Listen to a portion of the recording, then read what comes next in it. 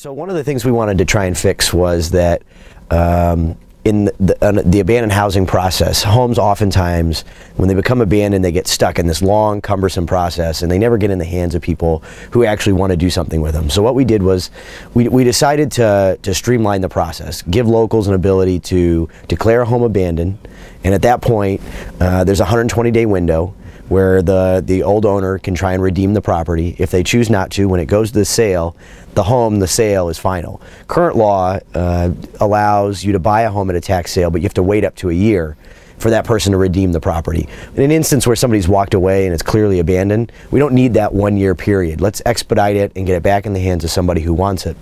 And the other problem was that with that came, with the redemption period came a high interest rate that the person had to pay. So there was an investment game created by companies from all across the country that were going to tax sales, buying up property with no intent to actually ever own the home and fix it up. They were just hoping that someone would redeem it or a bank would redeem it and they'd make the interest. So we capped the interest, and by putting it on the front end, for abandoned properties, there's no more investment game, and we found out there were actually companies called tax lien investors. They were calling themselves, that's what they were doing, was they were going to property tax sales and investing, and it was kind of just, they were playing the odds. And so we tried to clean that up and streamline the process so that now when somebody goes to the sale that actually wants to buy a house, and they go to buy an abandoned house, they're getting the house instead of a year waiting period, which in that waiting period is when a home may have a hole in the roof,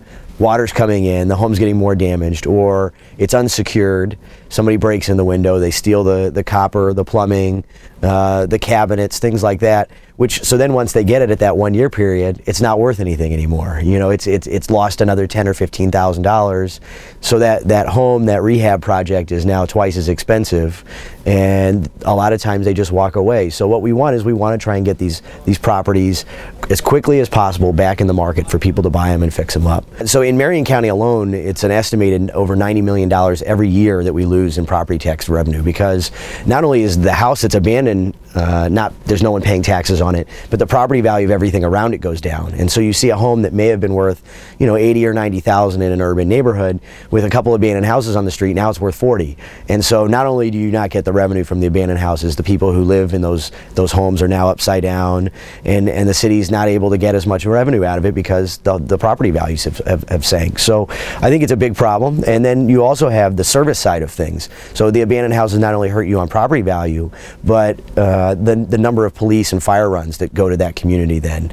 A lot of the abandoned houses get lived in by squatters who in the winter will have a fire in there to keep warm. House catches on fire, and you know, I've seen one house catch at the next house because a lot of these urban neighborhoods, houses are very close together, and so there could be a lot of problems from that.